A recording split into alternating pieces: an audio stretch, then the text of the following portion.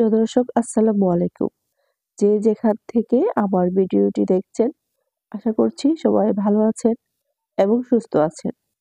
আল্লাহর অশেষ রহমতে আমিও অনেক ভালো আছি, আলহামদুলিল্লাহ। আজকে আপনাদের জন্য নিয়ে আসছি রান্নাঘরের কিছু অজানা টিপস অ্যান্ড ট্রিক্স, যেগুলো জানা থাকলে 10 মিনিটের কাজ 1 মিনিটেই শেষ করতে পারবেন। সময় ও কষ্ট দুটোই কমে যাবে। আশা করছি আজকের ভিডিওটি সকল আপুদের জন্য খুব উপকারে আসবে। আমার আপুদের কষ্টের কথা চিন্তা করে আজকে আমি 12টি টিপস অ্যান্ড ট্রিক্স নিয়ে আজকের ভিডিওটি সাজিয়েছি। তাহলে চলুন কথা না বাড়িয়ে আজকের টিপস অ্যান্ড ট্রিক্স গুলো জেনে নিই। প্রায় আমাদের সবার রান্নাঘরে এরকম একটা ছাঁকনি থাকে, যেগুলো দিয়ে আমরা ভাজা পোড়া করে থাকি। আমরা যখন সেদ্ধ আলু ছিলতে যাই তখন অনেক বেশি সময় লেগে যায়, তবে এইভাবে ছাঁকনির সাহায্যে চাপ দিয়ে যদি আলু আমরা ছিলে নিই তাহলে খুব সহজেই এবং খুব তাড়াতাড়ি এই কাজটা হয়ে যায়। এবার চলে যাব দ্বিতীয় টিপস জানতে, যেটা আমাদের প্রত্যেকেরই জানা উচিত। আপনারা খেয়াল করে দেখবেন চালের বস্তায় দুইটা অংশ থাকে, একটা হচ্ছে বেনি করা অংশ আর একটা হচ্ছে চিকন অংশ। আমরা বেনি করা অংশ কখনোই কাটবো না, চিকন অংশে ধরে কেচি দিয়ে সামান্য চুটিয়ে নিব। এবার পিছন দিক দিয়ে আস্তে করে টান দিলেই দেখবেন সুতাটা আলতো করে উঠে আসছে। আর আমি মনে করি প্রত্যেক গৃহিণীদেরই এটা জানা উচিত। তৃতীয় যে টিপসটা আমি আপনাদের সাথে শেয়ার করব, সেটাও কিন্তু অনেক উপকারী একটা টিপ। বাসায় যখন নতুন ঝাড়ু নিয়ে আসা হয় তখন এই ময়লাগুলো খুবই বিরক্তিকর, যেগুলো একদমই যেতে চায় না।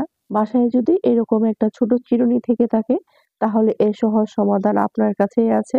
এভাবে সমান করে চিরুনি ধরে এভাবে চুলের মতো আশ্রয় নিবেন, দেখবেন ঝাড়ুর সমস্ত ময়লা নিমিষেই পড়ে যাচ্ছে। এইভাবে সুন্দর করে আঁচড়িয়ে নিলে সব ময়লাগুলো একদম ঝরে পড়ে যাবে। দেখেন কত ময়লা হয়েছে।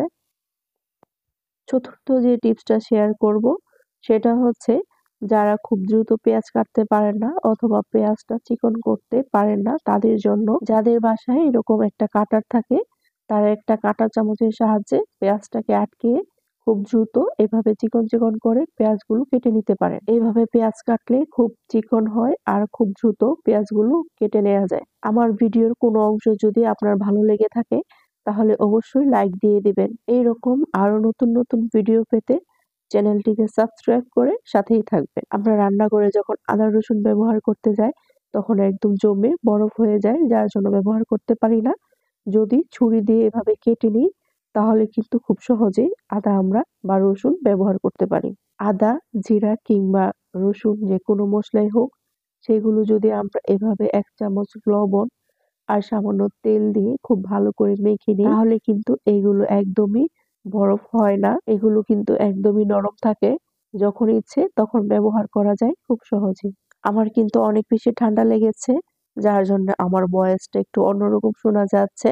প্লিজ আমার আপুরা ভাইয়ারা একটু কষ্ট করে ভিডিওটা শুনে নিবেন আর আমার এই ভিডিওটা যাতে অন্যরাও দেখতে পারে সেজন্য একটা শেয়ার দিয়ে দিবেন। অনেকের রান্না করে বিশেষ করে চিনি কৌটোতে পিঁপড়ের উপদ্রব থাকে অনেক বেশি। তাদের জন্য আজকের টিপস, তারা যদি এইভাবে কয়েকটি লবঙ্গ চিনির বয়মে রেখে দেয় তাদের কিন্তু এরকম আর সমস্যা হবে না, পিঁপড়ে একদমই আসবে না। আপনার ঘরে যদি এইরকম রাবার থাকে তাহলে কিন্তু এই কাজটা খুব সহজেই করে নিতে পারেন। লম্বা জাতীয় যে জিনিসগুলো আছে যেমন ঢেঁড়স, বরবটি অথবা পেঁয়াজগুলি, এগুলো কিন্তু রাবার দিয়ে আটকিয়ে আপনি ছুরি দিয়ে খুব সহজেই এগুলো কেটে নিতে পারবেন। একটা একটা করে না কেটে সবগুলো একসাথে খুব সহজেই কেটে নিতে পারবেন রাবারের সাহায্যে।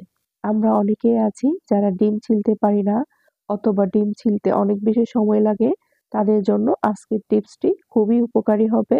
তো আমাদের সবার বাসায় এরকম বক্স থাকে, গোল টাইপের অথবা চারকোনা, যে কোনো একটা বক্স নিলেই হবে। ডিমগুলো এভাবে বক্সের ভেতর নিয়ে খুব ভালোভাবে ঝাঁকিয়ে নিন। ঝাঁকানোর পর দেখবেন ডিমের খোসাগুলো একদম নরম হয়ে গেছে আর ডিমগুলো ছুলতে একদমই সহজ হয়ে গেছে, একদম সময় লাগবে না আর খুব দ্রুত এই কাজটা হয়ে যাবে।